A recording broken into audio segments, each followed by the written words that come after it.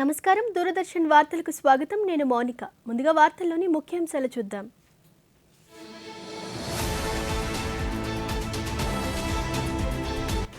ఉత్తర మాసిడోనియాలోని Skopje మ్యూజియంలో మహాత్మా గాంధీ విగ్రహాన్ని ఆవిష్కరించిన రాష్ట్రపతి ద్రౌపది ముర్ము.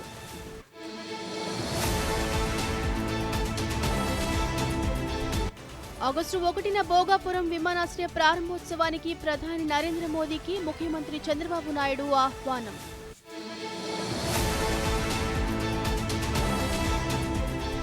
దేశవ్యాప్తంగా 52 లక్షల మందికి పైగా బాలికలకు హెచ్పీవీ వ్యాక్సిన్ అందించిన కేంద్రం.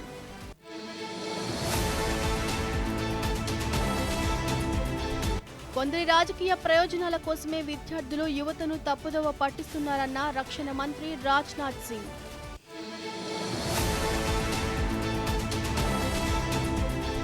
ప్రధాని మన్ కీ బాత్ కార్యక్రమం ఈ నెల 26వ తేదీ ఆదివారం ఉదయం 11 గంటలకు ప్రసారం.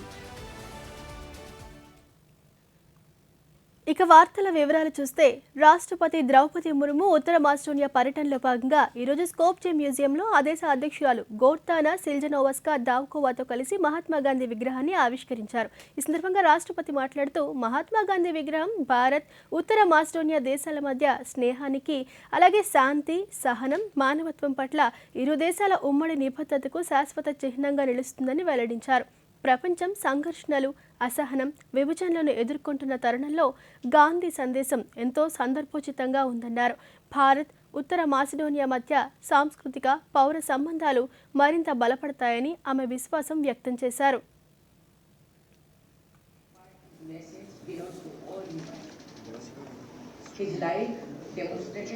That truth and non-violence are not signs of weakness, but powerful instruments for securing justice, dignity, and freedom. At a time when the world faces conflicts, intolerance, and division, Gandhiji's faith in dialogue, compassion, and peaceful coexistence remains profoundly relevant. This bust will stand as a lasting symbol of the friendship between the India and North Macedonia and of our common commitment to peace, tolerance and humanity. ఉపరాష్ట్రపతి CP Radhakrishnan ఈరోజు తమిళనాడులోని కోయంబత్తూరులో GKNM nursing కళాశాలను ప్రారంభించారు. ఈ సందర్భంగా ఉపరాష్ట్రపతి మాట్లాడుతూ, ఆరోగ్య సంరక్షణలో నర్సులు కీలక పాత్ర పోషిస్తున్నారని పేర్కొన్నారు. నైపుణ్యం, కరుణ, సేవా దృక్పథం గల శ్రామిక శక్తి ద్వారా భారతదేశ ఆరోగ్య సంరక్షణ వ్యవస్థను బలోపేతం చేయాలని ఉపరాష్ట్రపతి పిలుపునిచ్చారు. వికసిత్ భారత్ సంకల్పాన్ని సాకారం చేసేలా ఆరోగ్య సంరక్షణ సేవలను మెరుగుపరచడంతో పాటు నివారణ, ఆరోగ్య సంరక్షణను ప్రోత్సహించాలన్నారు. అంకిత భావం గల ఆరోగ్య నిపుణులను తీర్చిదిద్దడానికి సమిష్టి కృషి అవసరమని స్పష్టం చేశారు.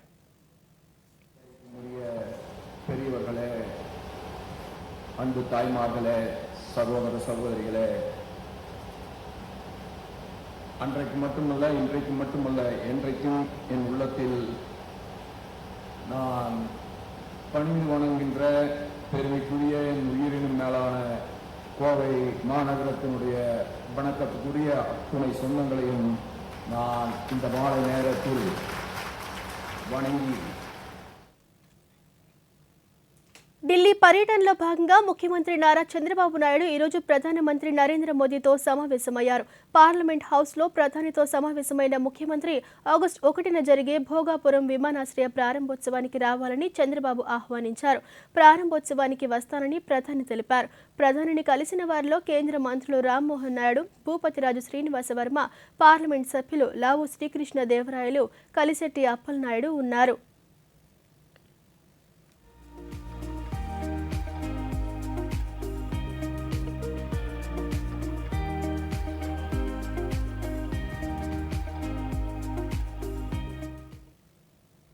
ప్రజల సమస్యలను వెంటనే పరిష్కరించాలని రాష్ట్ర వ్యవసాయ శాఖ మంత్రి కె అచ్చెన్నాయుడు అధికారులను ఆదేశించారు. గుంటూరు జిల్లా మంగళగిరిలోని టీడీపీ కేంద్ర కార్యాలయంలో నిర్వహించిన ప్రజా దర్బార్ కార్యక్రమంలో భాగంగా ప్రజల నుంచి మంత్రి ఫిర్యాదులు స్వీకరించారు. ప్రజల సమస్యలను ఓర్పుగా విన్న మంత్రి సంబంధిత అధికారులతో ఫోన్లో మాట్లాడి తక్షణమే పరిష్కరించాలని ఆదేశించారు. ప్రజల వద్దకే ప్రభుత్వం అనే లక్ష్యంతో ప్రజా దర్బార్లు నిర్వహిస్తూ సమస్యల పరిష్కారానికి ప్రభుత్వం ప్రత్యేక ప్రాధాన్యత ఇస్తోందని మంత్రి ఈ సందర్భంగా పేర్కొన్నారు.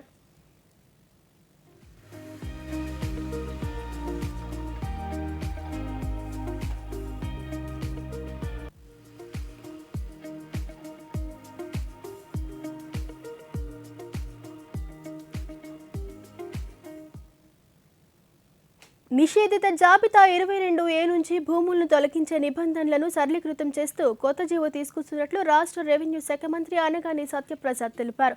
ఆ జాబితాలో భూములు నమోదు చేసే నిబంధనలను కఠినతరం చేసినట్లు పేర్కొన్నారు. రాష్ట్ర సచివాలయంలో మంత్రి మీడియాతో మాట్లాడుతూ ఇకపై 22A నిర్వహణ స్టాంప్స్ అండ్ రిజిస్ట్రేషన్ శాఖ ఐజీ పరిధిలో ఉంటుందని, గ్రామ కంఠం పట్టా భూములను నిషేధిత జాబితాలో చేకూర్చదని అన్నారు.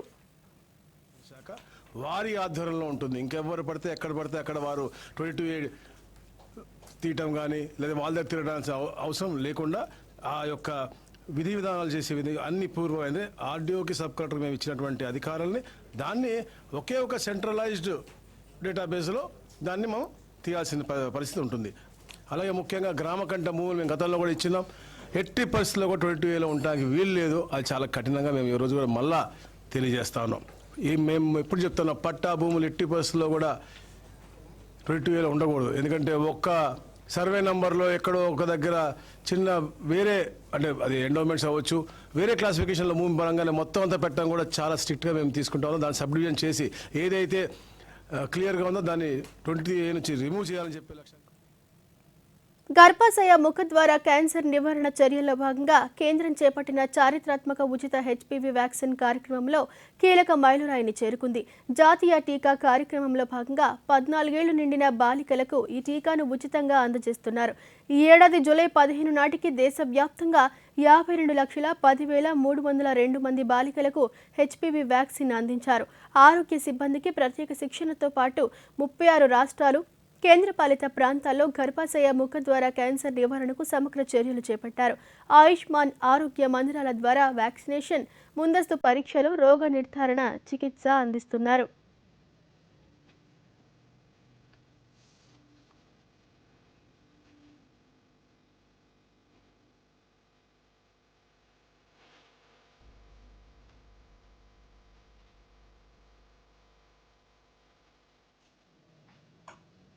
భారత విమానయాన రంగంలో మరో కీలక మైలురాయి ఆవిష్కృతం కానుంది. ఉత్తరాంధ్ర ప్రజల దశాబ్దాల కల సాకారం అవుతోంది.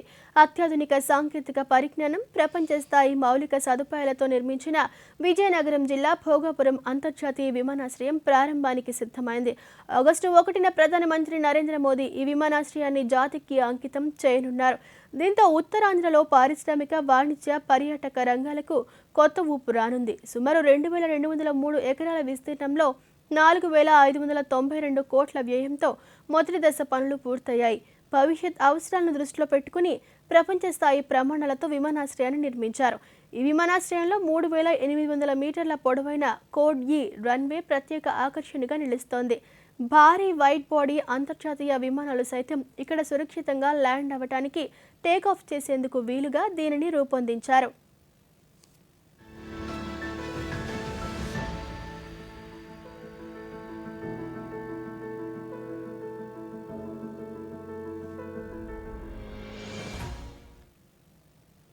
భోగాపురం అంతర్జాతీయ విమానాశ్రయ ప్రారంభోత్సవ నేపథ్యంలో ఏర్పాట్లపై రాష్ట్ర మంత్రులు ఈరోజు సమీక్షా సమావేశం నిర్వహించారు.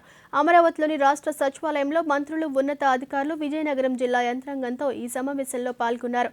ప్రధాని నరేంద్ర మోదీ పర్యటన నేపథ్యంలో ఈ కార్యక్రమాన్ని విజయవంతం చేసేందుకు ప్రభుత్వం సమన్వయంతో ముందుకు సాగాలని మంత్రులు ఈ సందర్భంగా సూచించారు. జన సమీకరణ, ఆహారం, పార్కింగ్, రవాణా సదుపాయం వంటి అంశాలపై సమావేశంలో ముఖ్యంగా చర్చ జరిగింది. ఈ కార్యక్రమంలో ప్రజలను భాగస్వాములు చేసి సభను విజయవంతం చేయాలని పిలుపునిచ్చారు. మంత్రులు అచ్చెన్నాయుడు, పి నారాయణ, పయ్యావుల కేశవ్, బీసీ జనార్దన్ రెడ్డి, అనగాని సత్యప్రసాద్తో సహా పలువురు రాష్ట్ర మంత్రులు, బీజేపీ రాష్ట్ర అధ్యక్షులు పివిఎన్ మాధవ్ తదితరులు ఈ సమావేశంలో పాల్గొన్నారు.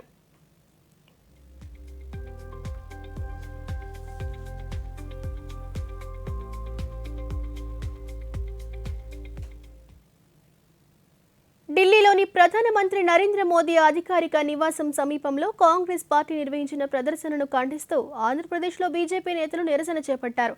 విజయవాడలో పార్టీ రాష్ట్ర అధ్యక్షులు పివిఎన్ మాధవ్ నేతృత్వంలో నిరసన ర్యాలీ నిర్వహించారు. ప్లకార్డులు ప్రదర్శిస్తూ నినాదాలు చేశారు.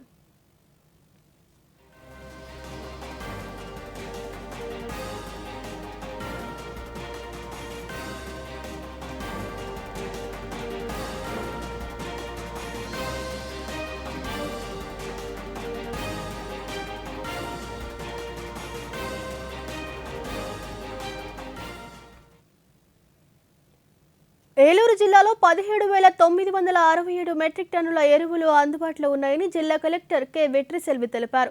పంట పొలాల వద్ద రైతులతో మాట్లాడిన అనంతరం ఎరువుల దుకాణాన్ని జిల్లా కలెక్టర్ ఆకస్మికంగా తనిఖీ చేశారు. ఎల్నినో కారణంగా సాగునీటి కొరత ఏర్పడే అవకాశం ఉన్నందున రైతులు ఆరుతడి పంటలకు ప్రాధాన్యత ఇవ్వాలని సూచించారు. జిల్లాలోని లింగపాలెం మండలం ధర్మాజిగూడెంలో రైతుల వద్దకు వెళ్లి వారి సమస్యలను అడిగి తెలుసుకున్నారు. ఈ సందర్భంగా కలెక్టర్ మాట్లాడుతూ ఎరువుల నిల్వలను దుకాణంలోని నోటీస్ బోర్డులో తప్పనిసరిగా ప్రదర్శించాలని అన్నారు. యాప్ ద్వారా మాత్రమే రైతులకు ఎరువులను అందించాలన్నారు. 17,967 మెట్రిక్ టన్స్ ఉన్నాయి. అంటే మోర్ దెన్ 3 టైమ్స్ మనకు అవైలబుల్గా ఉన్నాయి. అన్ని చోట్ల సొసైటీస్లో మనకు ప్రైవేట్ డీలర్స్ దగ్గర అందరి దగ్గర అవైలబుల్గా ఉన్నాయి. సో యూరియా కొరత అనేది మన జిల్లాలో లేదు. మనం చాలా కంఫర్టబుల్ పొజిషన్లో ఉన్నాము. అలాగే డిఏపి రిక్వైర్మెంట్ చూసుకుంటే మనకు జూలై నెలలో 3,506 మెట్రిక్ టన్స్ కావాలి. కానీ మన దగ్గర 5,044 మెట్రిక్ టన్స్ మనకు అవైలబుల్లో ఉన్నాయి. ప్రతి ఒక్క సొసైటీలో ఆర్ఎస్కే లెవెల్లో మీకు ఎక్కడ ఏమైనా ఇబ్బంది ఉంటే కూడా అది టైం టు టైం మనం సరి చేసుకుంటున్నాము. కొత్తగా మనకి ఈ సంవత్సరం యూరియా ప్రాబ్లం రాకూడదని చెప్పి ఏపీఏఎంఎస్ అని ఒక యాప్ని లాంచ్ చేయడం జరిగింది గవర్నమెంట్లో. యాప్ చాలా సింపుల్.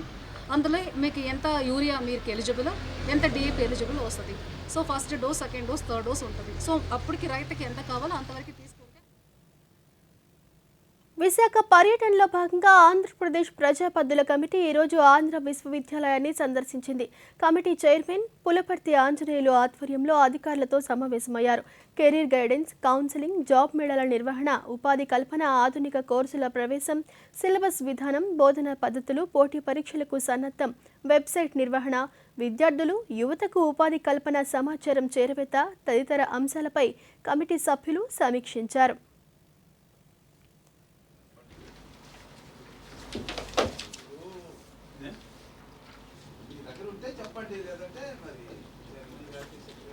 ప్రాబ్లం వచ్చింది. చెప్పి సార్ చెప్పండి సార్ విల్ ఫర్దర్ గవర్నమెంట్ ఒక అవకాశం ఇచ్చింది.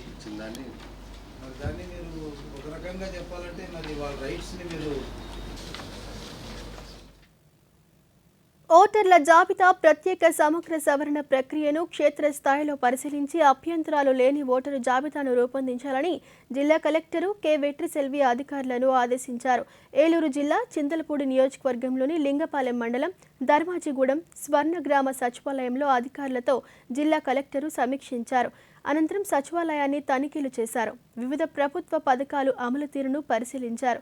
ఈ సందర్భంగా జిల్లా కలెక్టర్ మాట్లాడుతూ ఈ నెల 24 వరకు జరిగే ఓటర్ల జాబితా ప్రత్యేక సమగ్ర సవరణ ప్రక్రియలో అందరూ పాల్గొనాలని అన్నారు.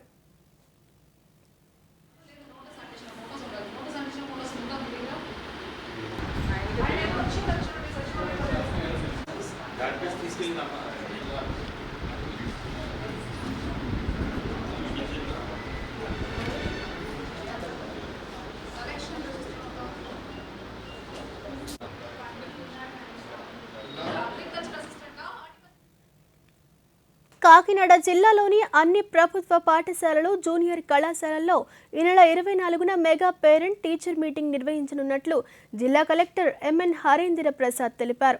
ఈ సమావేశంలో పాఠశాలల అభివృద్ధి, విద్యార్థుల విద్యా పురోగతిపై తల్లిదండ్రులకు సమగ్రంగా వివరించనున్నట్లు పేర్కొన్నారు.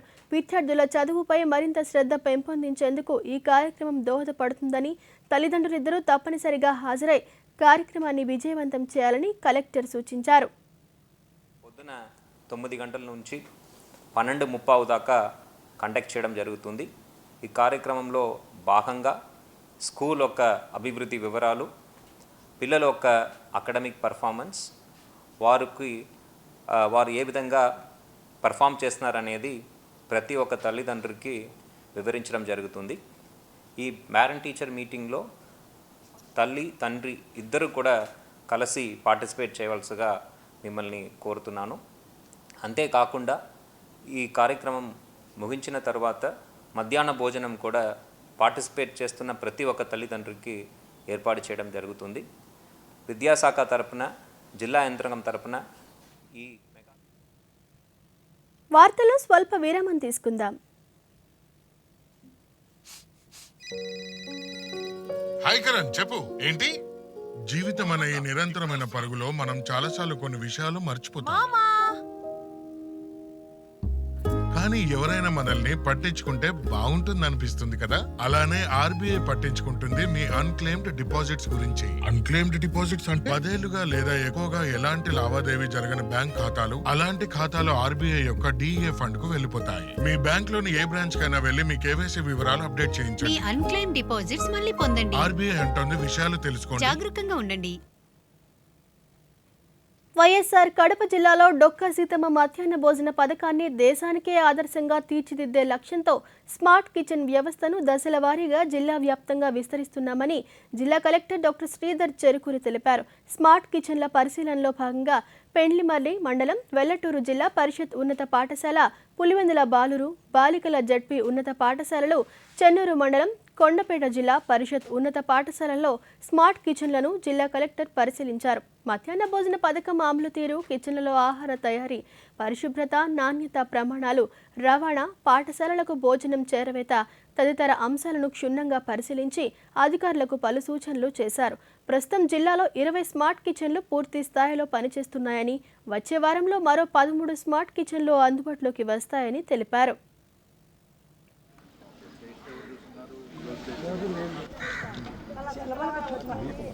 అలా శనివారం వచ్చింది, ఆదివారం తెలియదు, సోమవారం నుంచి వస్తానే ఉంటాం. 11:30 గంటల ఢిల్లీలో కొనసాగుతున్న నిరసనలు తీవ్ర ఆందోళన కలిగిస్తున్నాయని, కొందరు వ్యక్తులు తమ రాజకీయ ప్రయోజనాల కోసం విద్యార్థులు, యువతను రాజకీయ సాధనంగా ఉపయోగించుకోవడానికి ప్రయత్నించడం అత్యంత దురదృష్టకరమని కేంద్ర రక్షణ మంత్రి రాజ్నాథ్ సింగ్ పేర్కొన్నారు. మోసపూరిత ప్రయత్నాలను వివేకవంతులైన యువత అర్థం చేసుకుంటారని భావిస్తున్నట్లు తెలిపారు. ప్రధానమంత్రి నరేంద్ర మోదీ నాయకత్వంలో విద్యార్థులు, యువత ఆకాంక్షలు, సంక్షేమం నెరవేర్చడానికి పూర్తిగా కట్టుబడి ఉందన్నారు. విద్యార్థుల ప్రతి ఆందోళనను పరిష్కరించడమే ప్రభుత్వ బాధ్యత అని తెలిపారు. और हमारे छात्रों की हर चिंता को सुनना और उसका समाधान करना ये हम सब की जिम्मेदारी है. युवाओं की भावनाओं और उनकी चिंताओं के प्रति हम पूरी तरह से संवेदनशील हैं और यह संसद का सत्र इस समय चल रहा है. सरकार ने हर मुद्दे पर सार्थक बहस करने की भी बात की है और कई बार अपनी बात को दोहराया भी है, मगर विपक्ष संसद में नहीं बल्कि सड़क पर मुद्दों का समाधान करने का मैं मानता हूं अनुचित प्रयास कर रहा है. संसद में जिन भी मुद्दों पर वो चर्चा करना चाहता है वो मुद्दों पर चर्चा करे और పార్లమెంటు వర్షాకాల సమావేశాల్లో భాగంగా వరుసగా 3వ రోజు లోక్సభలో వాయిదా పర్వం కొనసాగింది. ప్రతిపక్షాల నిరంతర నిరసనల నేపథ్యంలో మధ్యాహ్నం 2 గంటల సెషన్లో లోక్సభ వాయిదా పడింది. ఉదయం 3 సార్లు వాయిదా పడిన తర్వాత లోక్సభ మధ్యాహ్నం 2 గంటలకు తిరిగి ప్రారంభమైంది. నిరసన సూచకంగా నల్ల దుస్తులు ధరించిన ప్రతిపక్ష సభ్యులు సభ మధ్య భాగాన్ని చేరుకుని నీట్ యూజీ 2026 పేపర్ లీక్ సంక్షోభం, విద్యార్థి నిరసనకారులపై తదనంతరం పోలీసుల అణిచివేత చర్యల నేపథ్యంలో కేంద్ర విద్యాశాఖ మంత్రి ధర్మేంద్ర ప్రధాన్ తక్షణమే రాజీనామా చేయాలని డిమాండ్ చేశారు. నీట్పై క్రమబద్ధమైన చర్చకు ప్రభుత్వం అంగీకరించినప్పటికీ ప్రతిపక్షం తక్షణ చర్యలు తీసుకోవాలని పట్టుబట్టి సభ కార్యకలాపాలను అడ్డుకోవడంతో ప్రిసైడింగ్ అధికారి కృష్ణా ప్రసాద్ తెన్నేటి లోక్సభను గురువారం ఉదయం 11 గంటలకు వాయిదా వేశారు.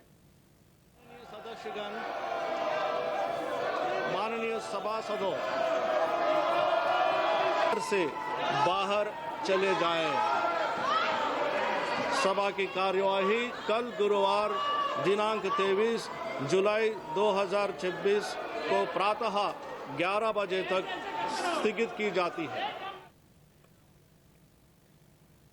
నీట్ పేపర్ లీక్ ఇతర అంశాలపై పార్లమెంట్లో చర్చించడానికి ప్రభుత్వం సిద్ధంగా ఉందని కేంద్ర పార్లమెంటరీ వ్యవహారాల శాఖ మంత్రి కిరణ్ రిజిజు రాజ్యసభ వేదికగా మరోసారి స్పష్టం చేశారు. రాజ్యసభలో చర్చించే బదులు ప్రతిపక్షం సభ కార్యకలాపాలకు అంతరాయం కలిగిస్తోందన్నారు. చర్చను ఏ విధంగా చేపట్టాలనేది సభాపతి అధ్యక్షతన అందరితో సమావేశమై తర్వాత నిర్ణయించాల్సి ఉంటుందని పేర్కొన్నారు. అయితే ప్రతిపక్షాల నిరసనలు కొనసాగడంతో రాజ్యసభ డిప్యూటీ చైర్మన్ హరివంశ్ సభ కార్యకలాపాలను వాయిదా వేస్తూ సమావేశం తిరిగి రేపు ఉదయం 11 గంటలకు ప్రారంభమవుతుందని ప్రకటించారు. ये मानसून सत्र का शुरू से सरकार ने कहा है कि महत्वपूर्ण मुद्दे जो भी है और नीट एग्जाम पेपर लीक को लेकर के हम चर्चा के लिए शुरू से तैयार हैं. अभी भी हम तैयार हैं. हमने कांग्रेस के नेताओं को बताया, बाकी पार्टी के नेताओं को भी कहा है कि सरकार चर्चा के लिए तैयार है, लेकिन चर्चा कैसे हो इसका एक निर्णय चेयरमैनशिप का अध्यक्षता में భారత అమ్ముల పొదిలో మరో అస్త్రం చేరింది. Anti submarine warfare shallow water craft INS మాలవన్ను భారత నౌకాదళం ప్రారంభించింది. ఈ కార్యక్రమానికి air chief marshal AP Singh, ఇతర సీనియర్ నౌకాదళ అధికారులు, కొచ్చిన్ షిప్ యార్డ్ లిమిటెడ్ ప్రతినిధులు హాజరయ్యారు. కొచ్చిన్ షిప్ యార్డ్లో నిర్మించిన ఈ ఐఎన్ఎస్ మాలవన్లో 80% స్వదేశీ సాంకేతికతను వినియోగించారు. ఈ నౌక శ్రేణికే చెందిన ఐఎన్ఎస్ మహేను 2025 నవంబర్లో జాతికి అంకితం చేసిన సంగతి తెలిసిందే. ఈ నేపథ్యంలో రెండో నౌకగా మాలవన్ను నౌకాదళ విధుల్లోకి తీసుకువచ్చారు. 1100 టన్నుల బరువున్న ఈ నౌకలోని ఫ్రీక్వెన్సీ వేరియబుల్ డెప్త్ సోనార్ వ్యవస్థ సముద్రంలో చాలా లోపలి వరకు నిఘా వేసేందుకు వీలు కల్పిస్తుంది. ఈ నౌక గంటకు 25 నాటికల్ మైళ్ల వేగంతో వెళ్లగలదు. దీంతో వేగవంతంగా చేపట్టాల్సిన రెస్క్యూ ఆపరేషన్లలో కీలకంగా పనిచేస్తుంది.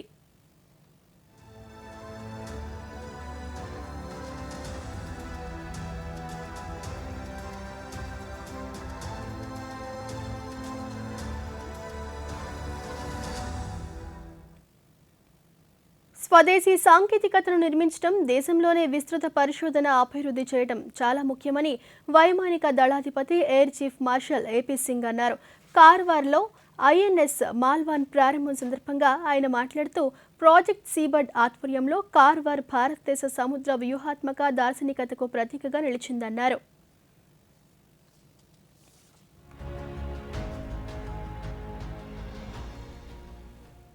It's very important to build technology, homegrown technology. It's very important to do a lot of research and development at home. It is very important to grow, but you have to grow. If you have to grow and remain relevant, it has to be at the speed of relevance. If you are growing at a speed that by the time you design and develop something, by the time you produce something, the world has moved over to a new technology, then that has no meaning. So according to me, any technology delayed is technology denied. So we all who are in this field of military aviation, military sailing or military land war, we have to realize that part, that if things have to happen, they have to happen at a certain pace that we still remain. అసాధారణ ప్రతిభ, ధైర్య సాహసాలు ప్రదర్శించిన బాలలను ప్రోత్సహించేలా కేంద్ర ప్రభుత్వం ప్రతి ఏటా ప్రధానమంత్రి రాష్ట్రీయ బాల పురస్కార్తో సత్కరిస్తుంది. కేంద్ర మహిళా శిశు సంక్షేమ శాఖ ఆధ్వర్యంలో ఏర్పాటైన కమిటీ ఈ ఏడాదికి గాను అర్హులైన బాలల నుంచి దరఖాస్తులు కోరుతోంది. ఈ నెల 31వ తేదీ వరకు అవకాశం ఉండడంతో ఈ జాతీయ గౌరవాన్ని అందుకోవాలనే ఆసక్తి, అర్హత కలిగిన చిన్నారుల నుంచి దరఖాస్తులు ఆహ్వానిస్తున్నారు. భారత పౌరులై 5 నుంచి 18 ఏళ్ల వయసున్న బాలబాలికలు 2 ఏళ్లలో సాధించిన విషయాలను పరిగణలోకి తీసుకుంటారు. ఆన్లైన్ ద్వారా అందిన దరఖాస్తులను నిపుణుల కమిటీ పరిశీలించి ప్రతిభ సాధించిన విజయాలు, సమాజంపై ప్రభావం వంటి అంశాలను పరిగణలోకి తీసుకొని తుది ఎంపిక చేస్తారు.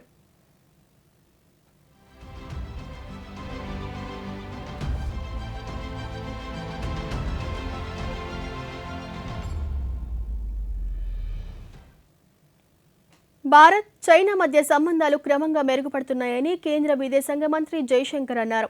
ఫిలిప్పీన్స్లోని మనీలాలో చైనా పొలిట్ బ్యూరో సభ్యుడు విదేశాంగ మంత్రి వాంగ్ యితో జరిగిన సమావేశంలో ఆయన మాట్లాడుతూ, గత కొన్ని నెలలుగా ఇరు దేశాల సంబంధాలను సాధారణ స్థితికి తీసుకురావడానికి చేపట్టిన చర్యలు స్వాగతించదగినవని తెలిపారు. ఇందులో ప్రత్యక్ష విమాన సర్వీసుల పునరుద్ధరణ, వీసా విధానంలో మార్పులు, కైలాష్ పంజారా ఉత్తరాఖండ్ యాత్రలు, ఇతర పర్యటనలను తిరిగి ప్రారంభించడం వంటివి ఉన్నాయన్నారు.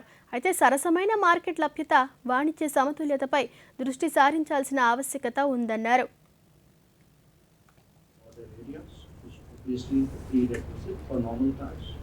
Since 2024, since October 2024, both sides have engaged to ensure that important objective. This will continue to meet our ఐరోపా ఖండంలోని స్పెయిన్, ఫ్రాన్స్ దేశాలలో తీవ్రమైన ఎండలు కారణంగా మంటలు వ్యాపిస్తున్నాయి. మంటలు గ్రామాలకు వేగంగా విస్తరిస్తూ ఉండడంతో అధికారులు అత్యవసర చర్యలు చేపట్టారు. ముందస్తుగా 6 గ్రామాల్లో అధికారులు పూర్తిగా ఖాళీ చేయించారు.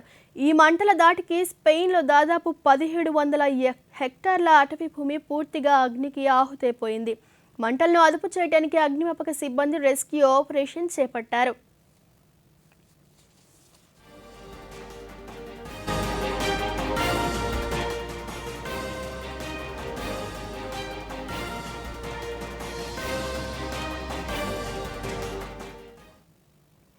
జమ్మూ కాశ్మీర్ ఎడతెరిపి లేకుండా కురుస్తున్న వర్షాల కారణంగా నదులు పొంగి పొర్లుతున్నాయి.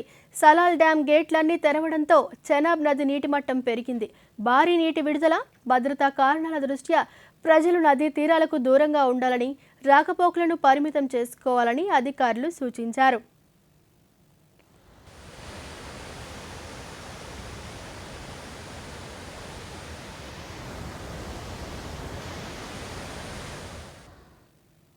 దేశ రాజధానిలో భద్రతా కారణాల దృష్ట్యా తదుపరి ఆదేశాలు వచ్చే వరకు 16 మెట్రో స్టేషన్లను మూసివేసినట్లు ఢిల్లీ మెట్రో రైల్ కార్పొరేషన్ తెలియజేసింది.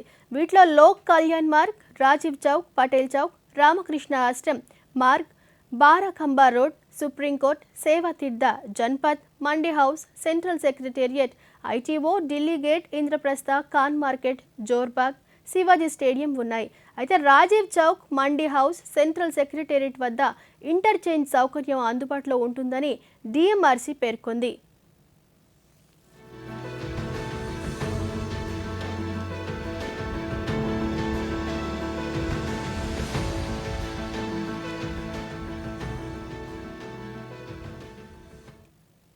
ఢిల్లీలో జరిగిన నిరసనల సందర్భంగా ప్రాణనష్టం జరిగిందని ఆరోపిస్తూ సామాజిక మాధ్యమంలో ప్రచారం అవుతున్న ఒక వీడియో అవాస్తవమని కేంద్ర పత్రికా సమాచార కార్యాలయం పీఐబీ తెలిపింది.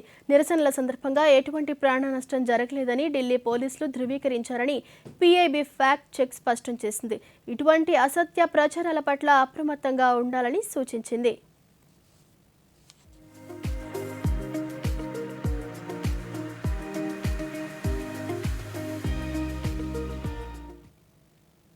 ప్రధానమంత్రి నరేంద్ర మోదీ తన మనసులోని భావాలను దేశ ప్రజలతో పంచుకునే మన్ కీ బాత్ కార్యక్రమం 136వ సంచిక 26వ తేదీ ఆదివారం ఉదయం 11 గంటలకు ప్రసారమవుతుంది. ప్రజలు తమ అభిప్రాయాలను నమో యాప్ ద్వారా కానీ, స్వర సందేశాలను 1800117800 నెంబర్కు ఈ నెల 24వ తేదీలోగా పంపవచ్చు. అలాగే www.mygov.in వెబ్సైట్ ద్వారా కానీ 1922 నెంబర్కు మిస్డ్ కాల్ ఇవ్వడం ద్వారా తిరిగి మన మొబైల్స్కు వచ్చే సంక్షిప్త సందేశంలోని లింక్ ద్వారా కూడా అభిప్రాయాలను తెలియజేయవచ్చు.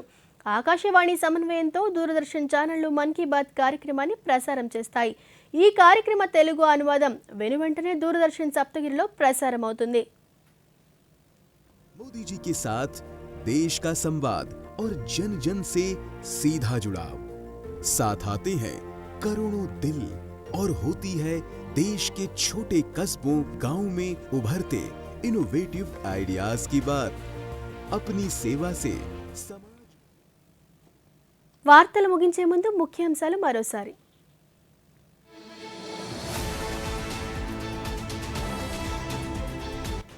ఉత్తర మాసిడోనియాలోని స్కోప్జే మ్యూజియంలో మహాత్మా గాంధీ విగ్రహాన్ని ఆవిష్కరించిన రాష్ట్రపతి ద్రౌపది ముర్ము.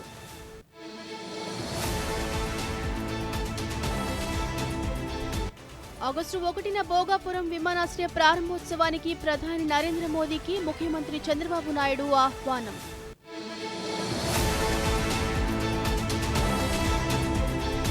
దేశవ్యాప్తంగా 52 లక్షల మందికి పైగా బాలికలకు హెచ్పీవీ వ్యాక్సిన్ అందించిన కేంద్రం.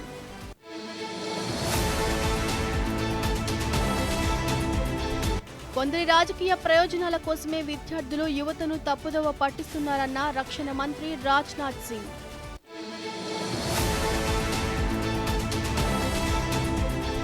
ప్రధాని మన్ కీ బాత్ కార్యక్రమం ఈ నెల 26వ తేదీ ఆదివారం ఉదయం 11 గంటలకు ప్రసారం.